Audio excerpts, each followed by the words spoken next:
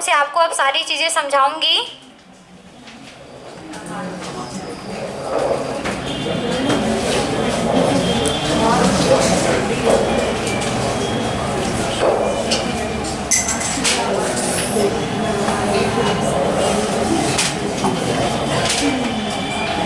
बातें नहीं, बातें बिल्कुल भी नहीं, आप शांत रहिएंगे, ठीक है? शांत बैठिए, क्योंकि अब हम जो समझाने वाले हैं उसको समझना ही है।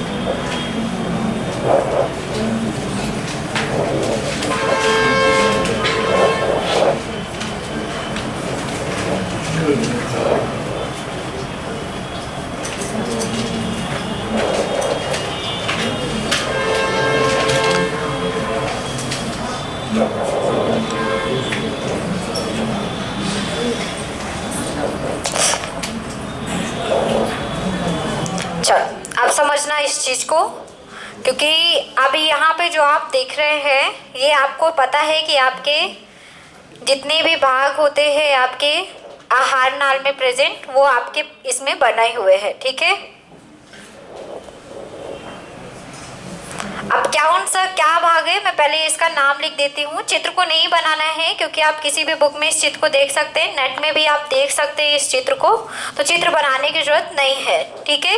कल हम लोग इस पार्ट को पढ़ चुके थे, मुख को।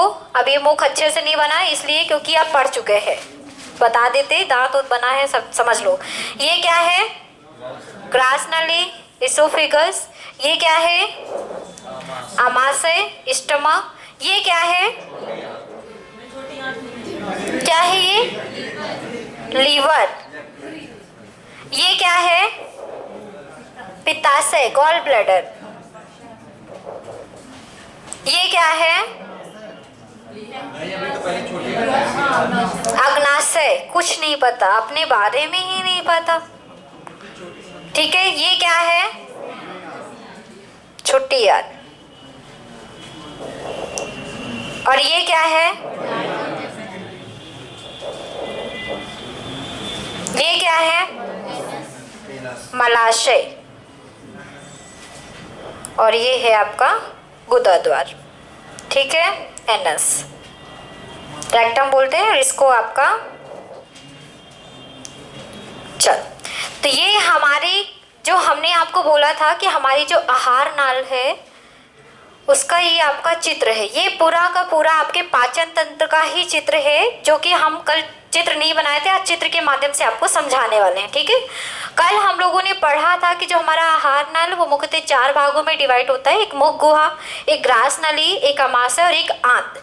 आंत में 2 पार्ट हमने कल आपको बताए थे, छोटी आंत और एक आपकी बड़ी आंत बताई थी। आपके साथ में हमने और लिखाया था पाचक ग्रंथियां प्रेजेंट होती हैं, तो हमने 3 पाचक ग्रंथियां आपको बताई थी। एक बताई थी लार ग्रंथि, जो कि मुख में ही प्रेजेंट होती है। एक आपको ग्रंथि बताई थी यकृत, और एक ग्रंथि बताई थी अग्नाशय। ये 3 ग्रंथियां हमारे पाचन में भाग भी लेती हैं, ठीक है? और इनसे कुछ पदार्थ निकलते जो कि पाचन के लिए आवश्यक होते हैं। हम लोगों ने कल मुख पढ़ लिया था। मुख में आपके हमने ये बताया था कि जबड़ों में दांत तथा जीभ उपस्थित होती है। इनकी संख्या भी कल हम लोग मुख में आपके दांतों की संख्या पढ़ चुके थे, जीभ के बारे में पढ़ चुके थे। अब ग्रास नली में आते हैं। जो ग्रास नली होती है लगभग 25 सेंटीमीटर फैली हुई एक लंबी नलिका होती है, जो कि हमारे भोजन को, जो हमारे दांतों द्वारा पीस के मुलायम भोजन बनाया गया है छोटे छोटे टुकड़ों में डिवाइड करके, उस भोजन को ये ग्रास नली कहाँ लेके जाती है? अमाशय में आपने भोजन खाया, चबाया, जीभ के माध्यम से वो अंदर की ओर डाला गया और इस ग्रास नली के माध्यम से वो किस में आके पहुंचता है, हमारे अमाशय में। तो ग्रास नली का केवल एक ही काम है, हमारे मुख द्वारा जो भोजन पीसा गया है उस भोजन को निगल कर कहाँ लाना, अमाशय तक पहुंचाना। और लगभग कितनी सेंटीमीटर लंबी होती है आपकी, 25 सेंटीमीटर। अब आते हैं अमाशय की बात करते हैं। तो अमाशय आपका सबको पता है कि अमाशय हमारे पाचन का मुख्य पार्ट होता है, क्योंकि यहाँ पे हमारे प्रोटीन का पाचन होता है। किसका पाचन होता है, प्रोटीन का पाचन होता है। पेपर में पूछा जाता है कि अमाशय में किसका पाचन नहीं होता है, तो याद रखेंगे किसका पाचन नहीं होता, कार्बोहाइड्रेट का पाचन नहीं होता। ठीक है, कार्बोहाइड्रेट का पाचन नहीं होता, होता किसका है, प्रोटीन का। कुछ अंश हो सकता है जो पाचित हो सकता है, लेकिन स्पेशली कार्बोहाइड्रेट का पाचन यहाँ पे नहीं होता। जो अमाशय है, अमाशय के हम 3 भाग मानते हैं। पढ़ने के लिए इसको 3 भागों में डिवाइड किया है। ऊपर वाले भाग को कार्डियक भाग कहते हैं। कौन सा भाग कहते हैं, कार्डियक, कार्डियक भाग कहते हैं। बीच वाले भाग को फंडिक भाग कहते हैं और इसके सबसे अंतिम वाला भाग जो कि आपके यहाँ पे आपके छोटी आंत से मिलता हुआ होता है, इसको कहते हैं पाइलोरिक भाग। ठीक है, 3 भाग में अमाशय को बांटा गया है, कार्डियक भाग, फंडिक भाग, पाइलोरिक भाग। अमाशय की खास बात यह है कि अमाशय में कई सारे आपके पदार्थ स्रावित होते हैं, कुछ एंजाइम्स भी स्रावित होते हैं। साथ ही साथ इसमें एक रस निकलता है जिसको कहते हैं जठर रस। ठीक है, जिसको कहते हैं जठर रस, या इंग्लिश में क्या कहेंगे इसको, गैस्ट्रिक जूस। आगे समझ में, जठर रस। तो याद रखिएगा कि जठर रस ही क्या करते हैं, हमारे भोजन के अन्य भागों में पाचन का भी सहायता करते हैं। साथ ही साथ ये हमारे जो जठर रस अमाशय में निकल रहा है, वो जठर रस हमारे भोजन, क्योंकि जो अमाशय में जो भोजन है लगभग 2 से 5 घंटे तक रहता है। कितने घंटे तक, 2 से 5 घंटे तक। याद रखिएगा हमारा जो भोजन का ठहराव होता है वो सबसे ज्यादा कहाँ होता है, अमाशय में। लेकिन पाचन अगर पूछे कि पाचन सबसे ज्यादा कहाँ होता है, तो छोटी आंत में, क्योंकि हम ज्यादातर खाने में क्या खाते हैं, कार्बोहाइड्रेट, और कार्बोहाइड्रेट का पाचन कहाँ होगा, छोटी आंत में। मतलब सबसे ज्यादा पाचन का काम कौन करेगा, छोटी आंत। और प्रोटीन तो हमारी कम मात्रा में होती है, लेकिन प्रोटीन को पचने में काफी टाइम लगता है। इस कारण से अमाशय में भोजन कितने घंटे तक बना रहता है, लगभग 2 से 5 घंटे तक बना रहता है। अमाशय के जो भाग हैं वो इसलिए इनके नाम है क्योंकि ये हृदय के पास उपस्थित होने के कारण हमारा अमाशय कार्डियक भाग कहलाता है। इसका बीच भाग फंडिक भाग। कार्डियक में कुछ पाचन नहीं होता, वो यहाँ से भोजन जो है सरक कर आपके फंडिक वाले भाग में आता है, इस वाले भाग में, फंडिक वाले भाग में। और यहीं पे आपकी बहुत सारी आपकी छोटी छोटी जठर ग्रंथियां उपस्थित होती हैं, जिससे आपके जठर रस स्रावित होता है। साथ ही साथ कई सारे पदार्थ स्रावित होते हैं, जैसे आपका म्यूसिन हो गया, है ना, आपके कुछ एंजाइम्स हैं जैसे आपका पेप्सिन हो गया, ये आपके ट्रिप्सिन नहीं, पेप्सिन, ट्रिप्सिन इसमें होता है। तो आपके कुछ एंजाइम है जो कि आपकी जठर ग्रंथियों के माध्यम से स्रावित होते हैं, जो कि भोजन में उपस्थित प्रोटीन के पाचन में क्या करते हैं, सहायता करते हैं। ये जो म्यूसिन होता है ये भोजन को मुलायम बनाने का काम करता है। क्या करता है, मुलायम। इसको श्लेष्मा भी कहते हैं हिंदी में, श्लेष्म या श्लेष्मा भी कहते हैं। यह भोजन को मुलायम बनाने का काम करता है, क्योंकि अगर भोजन सूख जाएगा या कह सकते हैं टाइट हो जाएगा, तो हमारा जो ये भाग है मांसल भाग है, और टाइट होने के कारण ये जो भोजन होगा वो क्या कर देगा, इनकी परतों को क्या कर सकता है, छील सकता है या इनको नुकसान पहुंचा सकता है। तो इसलिए ये जो श्लेष्मा है लगातार निकलता है जब भोजन इसमें आता है, और भोजन को मुलायम और सॉफ्ट बनाए रखने का काम करता है, जिसके कारण से हमारे अमाशय को कोई भी हानि ना हो। ठीक है, ये जो पेप्सिन है आप सबको पता है, पेप्सिन हमारे क्या करता है, प्रोटीन का पाचन करता है। पेप्सिन पेप्टाइड में प्रोटीन को कन्वर्ट कर देता है। किस में कन्वर्ट कर देता है, पेप्टाइड में कन्वर्ट कर देता है। जब यहाँ पे पाचन हो जाता है ये जठर रस वगैरह, और जठर रस क्या करता है, इसका काम तो सबको पता होगा। जठर रस में होता क्या है, बताओ सौरभ, क्या होता है जठर रस में, आप सबको पता है इस चीज के बारे में, बताइए। HCl होता है। क्या होता है, हाइड्रोक्लोरिक एसिड होता है। ठीक है, याद रखेंगे उस जठर रस में होता क्या है, हाइड्रोक्लोरिक एसिड होता है। ये जो हाइड्रोक्लोरिक एसिड है ये यहाँ पे इसलिए निकलता है क्योंकि 2 से 5 घंटे तक कहीं पे अगर भोजन ढककर रख दिया जाए, स्पेशली इस भाग में अंदर हमारे शरीर के, तो क्या हो सकता है, सड़न ले सकता है। तो उस भोजन को मतलब सड़ने से बचाने के लिए हमारे शरीर में कौन सा रस निकलता है, जठर रस। जिस जठर रस में होता क्या है, हाइड्रोक्लोरिक एसिड, जो कि हमारे भोजन को सड़ने से बचाता है। पेपर में क्वेश्चन पूछा जाता है कि बताइए आमाशय में भोजन को सड़ने से बचाने हेतु क्या निकलता है, तो याद रखेंगे जठर ग्रंथियों से जठर रस, जिसमें क्या प्रेजेंट होता है, HCl, जो कि भोजन को सड़ने से बचाता है। क्लियर हो गया सबको इतना। अब ये आपको ये बताना है, पेपर में क्वेश्चन आया था कि जठर रस का या फिर कह सकते हैं जो HCl है, क्योंकि वहाँ पे लिखा है हाइड्रोक्लोरिक एसिड सबसे सर्वाधिक अम्लीय होता है। हाइड्रोक्लोरिक एसिड सबसे आपका कह सकते हैं अम्लीय होता है ना। लेकिन पेपर में ये क्वेश्चन आता है कि आपके जठर रस में जो HCl है इसका pH मान कितना होता है। देखो आप सबने pH मान पढ़ा है, 0 का मतलब है सर्वाधिक, फिर 1 का मतलब थोड़ा सा उससे कम। हमारे शरीर पे जो निकलता है आपके जो HCl निकलता है वो होता है 1.2 या फिर 1.34। ठीक है ना, 2 से आपका 1.2 से आपके 1.5 तक का इसका मान होता है। याद रखेंगे कितना होता है, 1.2 से 1.5 तक के हमारे HCl का pH मान होता है। वो 1 नहीं होता, हाइड्रोक्लोरिक एसिड का वैसे pH मान 1 होता है, लेकिन हमारे शरीर पे निकलने वाले HCl का मान कितना होता है, 1.2 से 1.5 तक होता है। ठीक है, और अम्लीय होने के कारण हमारा भोजन क्या होता है, आमाशय में नहीं सड़ता है। ठीक, तो अगर पेपर में ये आ जाए कि भोजन को सड़ने से कौन बचाता है, तो याद रखेंगे कौन बचाता है, HCl।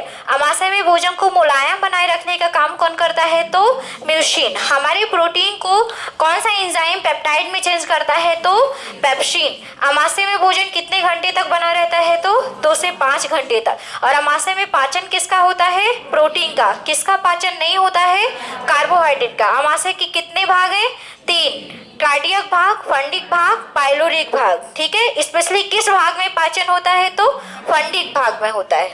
क्लियर हो गया सबको, क्लियर हो गया। जब आपका भोजन ग्रास नली से आपके आमाशय में आ जाता है तो यहाँ पे कपाट लगा रहता है, कह सकते हैं एक प्रकार का दरवाजा लगा रहता है, जो कि भोजन आने के बाद आपका बंद हो जाता है।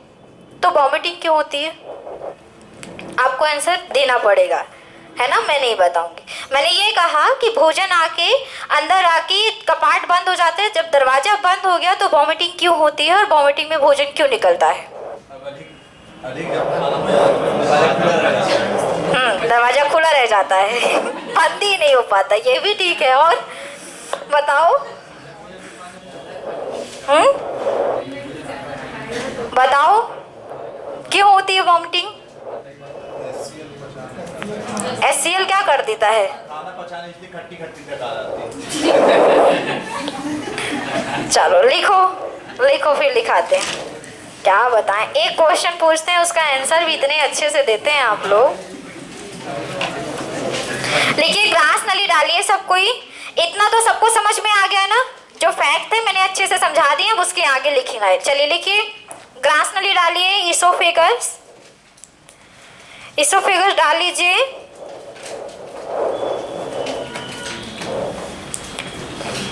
देखिए, यह 25 सेंटीमीटर लंबी नलिका है।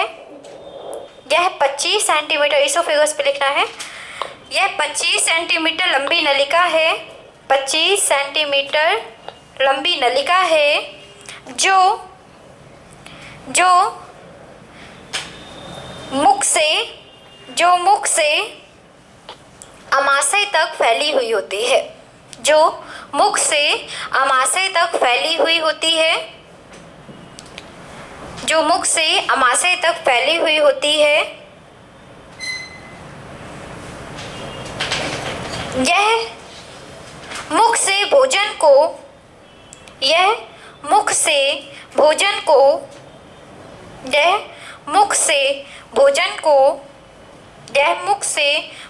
को आमाशय में लाने का कार्य करती है। यह मुख से भोजन को क्या करती है, आमाशय में लाने का कार्य करती है।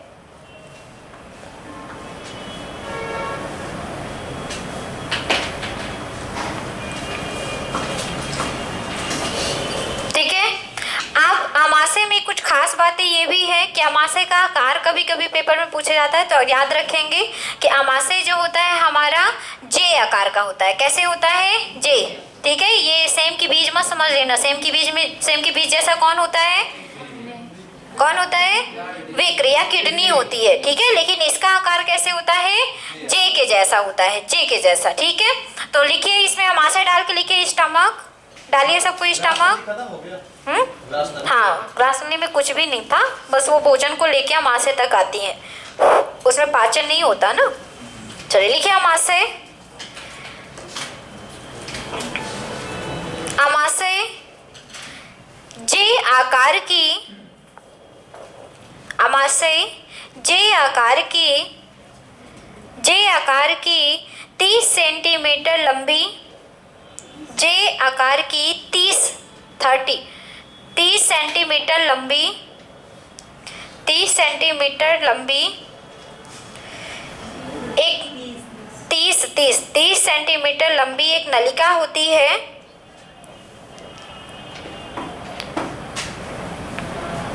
नलिका होती है, इसमें ग्रास नली के माध्यम से, इसमें ग्रास नली के माध्यम से, इसोफेगस के माध्यम से, ग्रास नली के माध्यम से भोजन, ग्रास नली के माध्यम से भोजन आता है।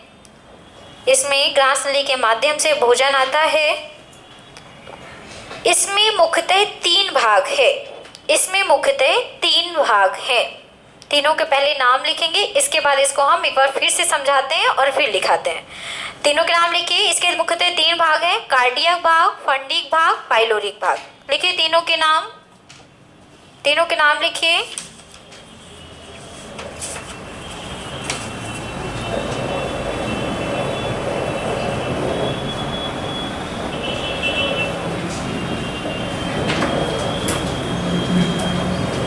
पाइलोरिक भाग। हाँ, पाइलोरिक भाग।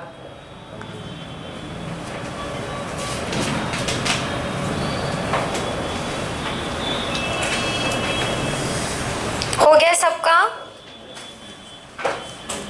चलिए अब एक बार फिर से समझ लीजिए इसको, इसके बाद फिर हम लोग इसमें पढ़ते हैं। ठीक है, चलो।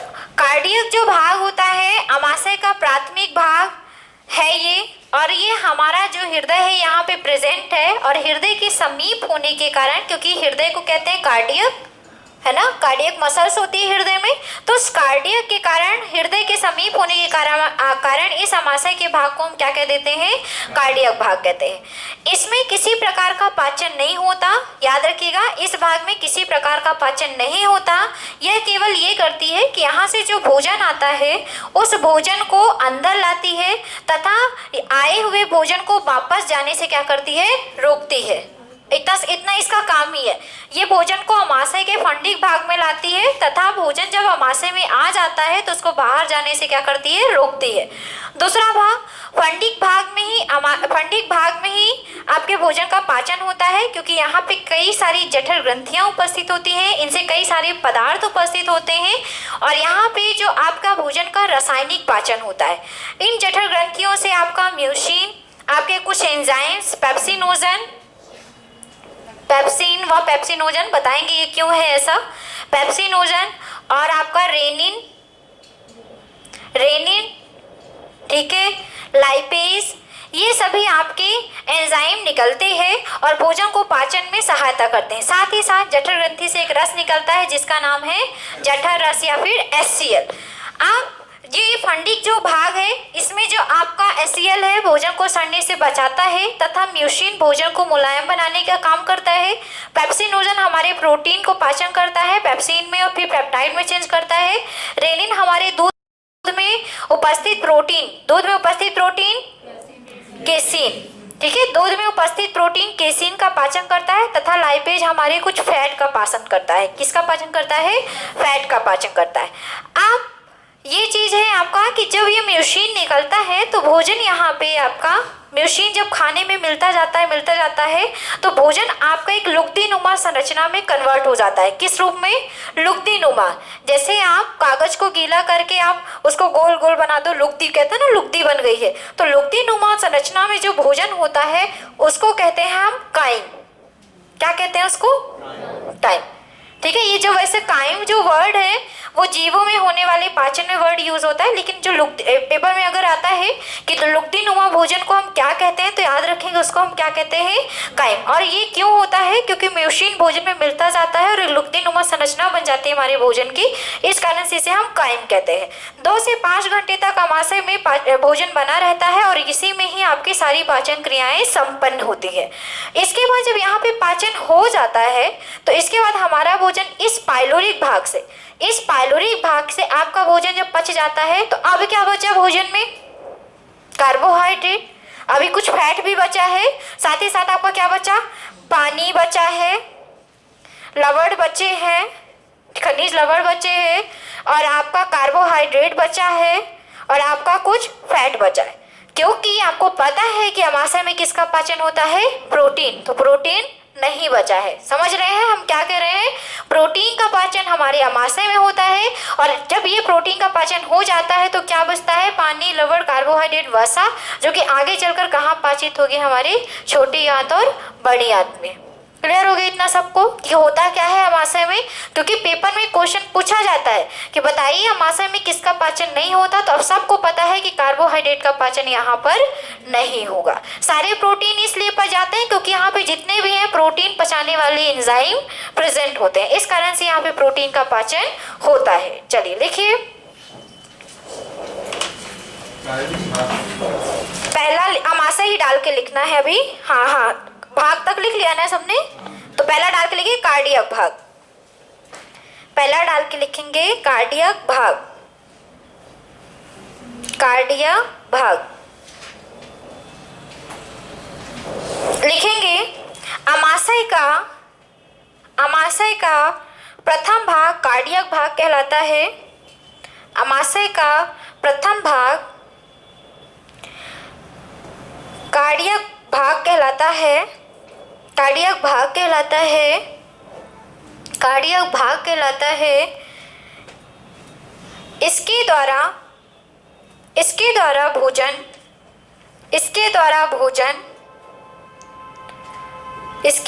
भोजन अमाशय के फंडिक भाग में पहुंचाया जाता है। इसके द्वारा भोजन अमाशय के फंडिक भाग में पहुंचाया जाता है। इसके द्वारा भोजन अमाशय के फंडिक भाग में पहुंचाया जाता है।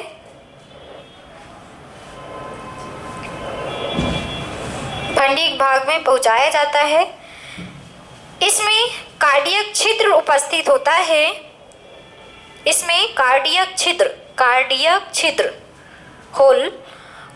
छिद्र उपस्थित होता है जो भोजन को बाहर जाने से रोकता है।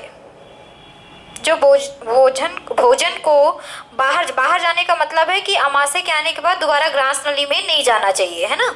भोजन को बाहर जाने से रोकता है। अब दूसरा नंबर लिखेंगे फंडिक भाग। दूसरा नंबर लिखेंगे फंडिक भाग।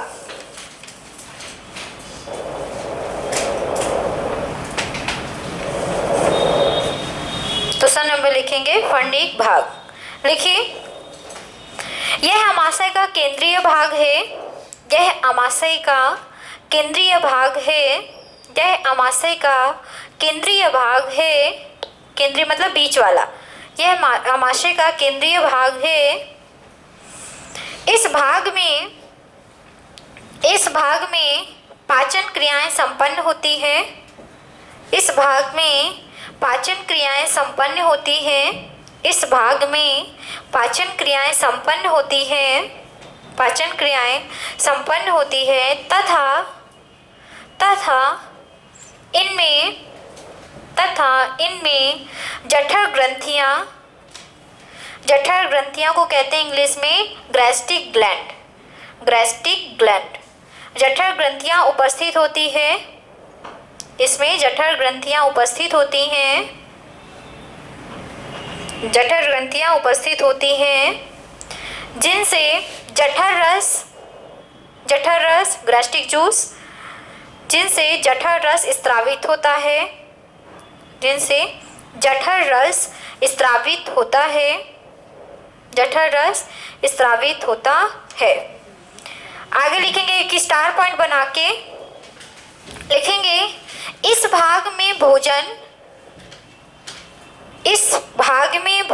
स्टार पॉइंट बना के लिखे इस भाग में भोजन लुगदी नुमा संरचना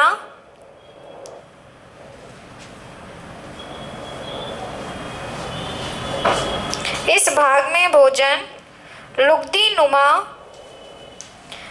नुमा संरचना या फिर कह सकते हैं पिंड टाइप में बोल सकते हैं कि गोला बन जाता है उस भोजन का, है ना। लुगदी को बोल सकते हैं, पिंड बोल सकते हैं। तो एक लुगदी नुमा संरचना क्या लिखा है भोजन का लुगदी नुमा संरचना में परिवर्तित हो जाता है। इस भाग में भोजन लुगदी नुमा संरचना में परिवर्तित हो जाता है जिसे काइम कहते हैं, जिसे क्राइम नहीं लिखना, काइम है, ठीक है, काइम कहते हैं। ये आ चुका है पेपर में, तो ये वर्ड को याद रखिएगा, जिसे काइम कहते हैं, काइम कहते हैं। अब लिखेंगे पाइलोरिक भाग, अब लिखेंगे पाइलोरिक भाग, अब लिखेंगे पाइलोरिक, फंडिक हो गया, अब लिखेंगे पाइलोरिक भाग, पाइलोरिक भाग लिखिए। यह अमाशय का पश्च भाग होता है, पीछे का भाग, यह अमाशय का पश्च भाग होता है, यह अमाशय का पश्च भाग है या पश्च भाग होता है। इसमें पाइलोरिक छिद्र उपस्थित होती है, इसमें पाइलोरिक छिद्र उपस्थित होती है, पाइलोरिक छिद्र, पाइलोरिक होल, इसमें पाइलोरिक छिद्र उपस्थित होती है जो भोजन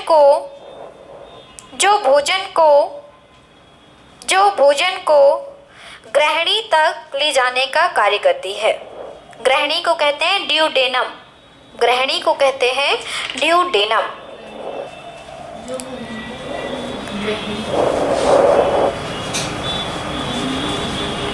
ग्रहणी नहीं लिखना, वो घर वाली गृहिणी नहीं, ग्रहणी बोलते हैं उसको, ठीक है। ड्यूडेनम तक ले जाने का कार्य करती है, ग्रहणी तक ले जाने का, या ड्यूडेनम कहते हैं उस पार्ट को। ये जो भाग है ना, ये यहाँ पे छिद्र है, इस छिद्र के बाद जो भोजन आता है पाइलोरिक छिद्र से, और ये जो भाग आपको ये लंबी जो नलिका दिख रही है छोटी आंत के पहले, इसको कहते हैं ड्यूडेनम। क्या कहते हैं इसको? ड्यूडेनम कहते हैं। फिर ड्यूडेनम से इसमें जाएगा भोजन, ठीक है। तो ग्रहणी तक ले जाने का कार्य करती, इतना लिख लिया सबने। चलिए आगे लिखिए, यह छिद्र ग्रहणी से भोजन को, यह छिद्र ग्रहणी से, ड्यूडेनम से भोजन को, यह छिद्र ग्रहणी से भोजन को पुनः अमाशय में नहीं आने देती है, ग्रहणी से भोजन को पुनः अमाशय में नहीं आने देती है। जो ये पाइलोरिक छिद्र है, अगर भोजन चला गया है ग्रहणी में तो दोबारा अमाशय में नहीं आ सकता, अमाशय में नहीं आने देती है या फिर पुनः आने से रोकती है। अब लिखिए, अमाशय में भोजन का रासायनिक पाचन, अमाशय में भोजन का रासायनिक पाचन।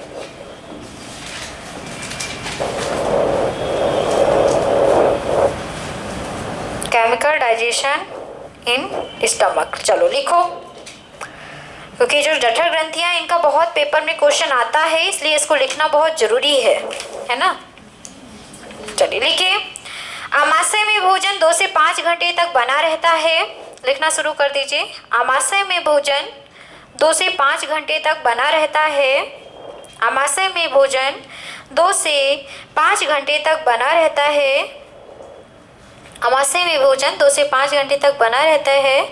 अमाशय की दीवारों में, अमाशय की दीवारों में, अमाशय की दीवारों में, अमाशय की दीवारों में अनेक ग्रंथियां पाई जाती हैं, ग्लैंड, ग्रंथियों को बोलते हैं ग्लैंड। अनेक ग्रंथियां पाई जाती हैं आमाशय की दीवारों में अनेक ग्रंथियां पाई जाती हैं जिन्हें जठर ग्रंथियां कहते हैं, जिन्हें जठर ग्रंथियां कहते हैं। गैस्ट्रिक ग्लैंड, गैस्ट्रिक ग्लैंड, जिन्हें जठर ग्रंथियां कहते हैं, जिन्हें जठर ग्रंथियां कहते हैं। इस जठर ग्रंथि से जठर रस, गैस्ट्रिक जूस, इस जठर ग्रंथि से जठर रस स्रावित होता है, सिक्रेट होता है। इस जठर ग्रंथि से जठर रस, गैस्ट्रिक जूस स्रावित होता है, स्रावित होता है। तथा इनमें म्यूसिन, सामने लिखा हुआ है, इनमें म्यूसिन,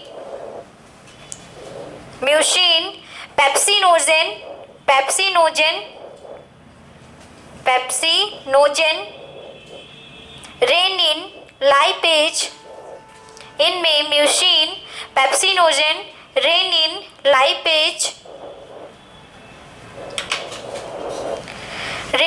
लाइपेज आदि एंजाइम पाए जाते हैं, आदि एंजाइम पाए जाते हैं। ये सभी एंजाइम है। और एंजाइम है क्या? एंजाइम है क्या? कोई जानवर है? नहीं ना। क्या है एंजाइम? कौन सी प्रोटीन है? एंजाइम प्रोटीन है, लेकिन कौन सी प्रोटीन है? अरे कौन सी प्रोटीन है बताओ? गोलाकार प्रोटीन है। सब भूल गए, यही पढ़ रहे हो, यही टेस्ट दोगे? क्या बताऊं, पढ़ाया लिखाया सब भूल गया है, ऐसा कुछ है ना? क्यों नहीं पूछेगा? अब प्रकार उसमें लिखाया है आपको, एक रेशेदार प्रोटीन, एक गोलाकार प्रोटीन, तो मतलब वो पूछ रहा है तभी तो लिखाया है ना। मैं आपका टाइम वेस्ट नहीं कर रही हूँ, डोंट वरी, है ना। मैं वही लिखा रही हूँ जो आपके पेपर में आता है ना। यहीं पे भी आप वही लिख रहे हो जो आपके पेपर में आता है। क्यों नहीं पूछेगा ही कि बताइए एंजाइम। अब मैं यही पूछ रही हूँ कि एंजाइम क्या है, तो सब सोच रहे हैं कि एंजाइम है क्या मैडम, क्या पूछ रही हैं? तो ये सोच रहे हैं एंजाइम, हमने लिखा है कि एंजाइम गोलाकार प्रोटीन है आपकी, है ना। Haemoglobin, heparin, fibrinogen, enzyme, hormone, ये सब प्रोटीन्स हैं आपके। हार्मोन भी प्रोटीन है आपका। ऐसे देख रहे हो जैसे मैं कुछ नई चीजें आपको बता रही हूँ। ऐसे क्यों देख रहे हो भाई? लिखो अब, चलो। आदि पाए जाते हैं, लिख लिया।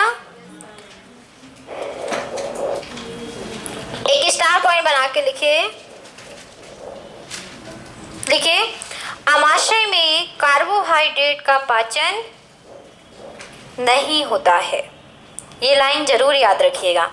आमाशय में कार्बोहाइड्रेट का पाचन नहीं होता है। कार्बोहाइड्रेट का पाचन नहीं होता है, नहीं होता है।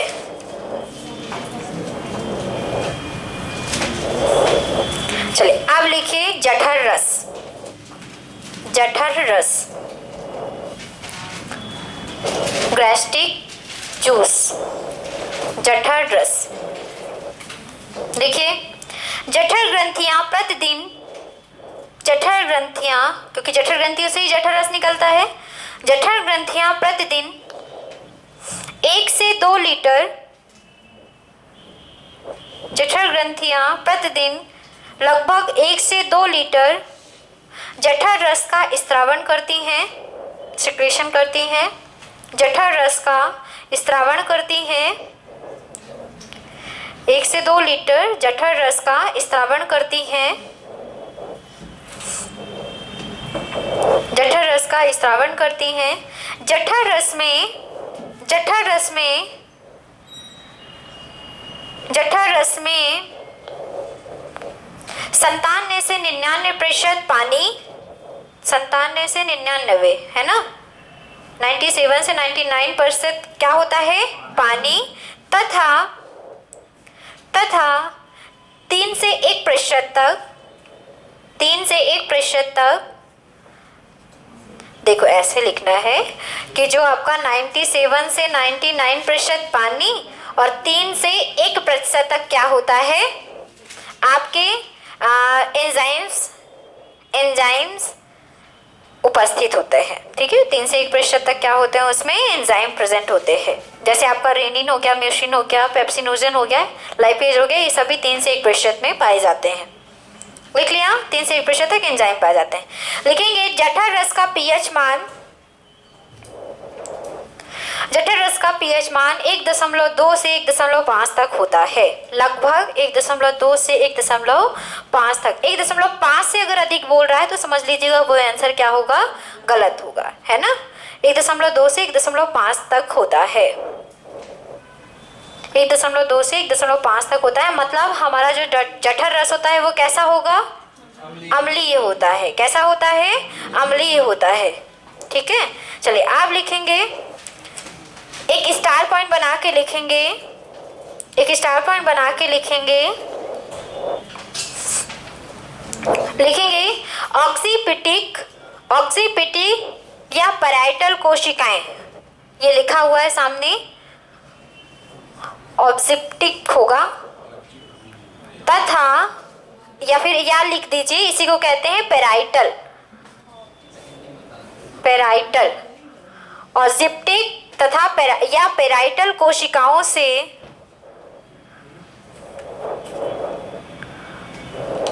ऑब्जेक्टिव होगा, थोड़ा सा का लिखना है बीच में, इसलिए थोड़ा सा पढ़ने में प्रॉब्लम हो रही है। ऑब्जेक्टिव, हाँ अब ठीक है। ऑब्जेक्टिव तथा या फिर या पैराइटल कोशिकाओं से HCl का स्त्रावण होता है। Hydrochloric acid, hydrochloric acid parietal कोशिकाओं से आपके HCl का फुल फॉर्म हाइड्रोक्लोरिक एसिड का स्त्रावण होता है। हो गया। अब लिखेंगे अगला पॉइंट, म्यूसिन, म्यूसिन लिखिए म्यूसिन, और लगता है हमारे से बस हो गई। लिखिए म्यूसिन, यह भोजन को लसलसा बनाती है, सॉफ्ट बनाती है। कुछ लसलसा सुन के सॉफ्ट हो गए, है ना। यह भोजन को लसलसा बनाती है, सॉफ्ट बनाती है, तथा तथा तथा भोजन की सुरक्षा भी करती है, भोजन की सुरक्षा भी करती है, भोजन की सुरक्षा भी करती है, भोजन की सुरक्षा भी करती है। दूसरा लिखिए HCl, HCl hydrochloric acid, HCl hydrochloric acid. लिखिए यह भोजन में उपस्थित, HCl पे लिखिए यह भोजन में उपस्थित, यह भोजन में उपस्थित जीवाणुओं को नष्ट करके, यह भोजन में उपस्थित जीवाणुओं को नष्ट करके भोजन को सड़ने से बचाता है। यह भोजन में उपस्थित जीवाणुओं को नष्ट करके भोजन को सड़ने से बचाता है, भोजन को सड़ने से बचाता है, भोजन को सड़ने से बचाता है। अगला लिखिए पेप्सिनोजन, पेप्सिनोजन। अगला लिखिए पेप्सिनोजन, अगला लिखिए पेप्सिनोजन। देखिए पेप्सिनोजन पे लिखिए, यह एक प्रो एंजाइम है। प्रो एंजाइम मतलब ऐसा एंजाइम जो पहले एक्टिव नहीं होता, लेकिन जैसे आप खाना खाते हैं ना वैसे एक्टिव हो जाता है। यह एक प्रो एंजाइम है, यह एक प्रो एंजाइम है जो HCl की उपस्थिति में, जो HCl हाइड्रोक्लोरिक एसिड HCl की उपस्थिति में पेप्सिन में परिवर्तित हो जाता है। पेप्सिनोजन किस में कन्वर्ट हो जाता है, पेप्सिन में। ये एंजाइम है, ठीक है, पेप्सिन। पेप्सिनोजन एक प्रो एंजाइम है, जैसे ही HCl निकलता है वैसे ही पेप्सिनोजन किस में कन्वर्ट हो जाता है, पेप्सिन में परिवर्तित हो जाता है, जो प्रोटीन का पाचन करता है, जो प्रोटीन का पाचन करता है, जो प्रोटीन का पाचन करता है। पेपर में आ जाए कि पेप्सिन एंजाइम कहाँ होता है, तो याद रखेंगे कहाँ होता है, आमाशय में। पहले वो किस रूप में रहता है, पेप्सिनोजन, लेकिन जैसे ही HCl निकलता है वैसे ही वो किस में कन्वर्ट हो जाता है, पेप्सिन में, और प्रोटीन का क्या करता है, पाचन करता है। चलिए अगला लिखिए रेनिन। अगला लिखिए रेनिन। रेनिन ये पेपर में आ चुका है कि दूध में उपस्थित प्रोटीन अर्थात केसिन का पाचन कौन सा एंजाइम करता है, तो याद रखेंगे कौन सा एंजाइम करता है, रेनिन करता है। चलो लिखो, यह एंजाइम दूध में पाई जाने वाली प्रोटीन, यह एंजाइम दूध में पाई जाने वाली प्रोटीन, जब प्रोटीन लिखेंगे उसके बगल में एक नाम लिखेंगे, केसिन। दूध में कौन सी प्रोटीन पाई जाती है, केसिन। दूध में पाई जाने वाली प्रोटीन का पाचन करते हैं। नए एंजाइम दूध में पाई जाने वाली प्रोटीन केसिन का पाचन करते हैं, केसिन का पाचन करते हैं। लिख लिया। अब अगला लिखे लाइपेज। लाइपेज। अब अगला लिखे लाइपेज।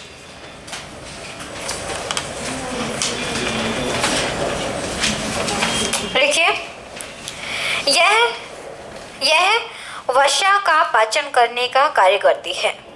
लाइपेज वसा का पाचन करने का कार्य करती है। वसा का पाचन करने का कार्य करती है।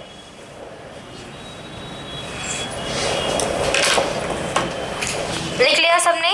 अब नीचे अगली लाइन से लिखिए, इस प्रकार भोजन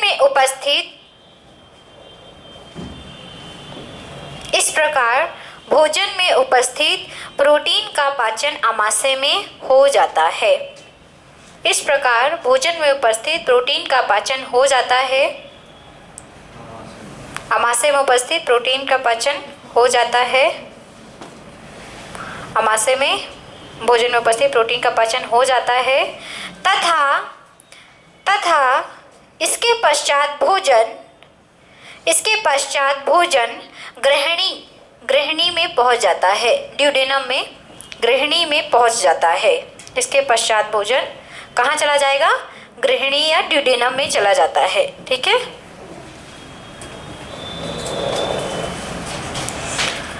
चलिए आज के लिए इतना काफ़ी है, क्योंकि आमाशय काफ़ी लंबा था और मुझे ऐसा लगता है कि आप सबने सब कुछ समझ लिया है। मैं नहीं बताऊंगी, आपको ही पढ़ के आना है। वैसे मिलेगा कहीं नहीं, क्यों बता दो।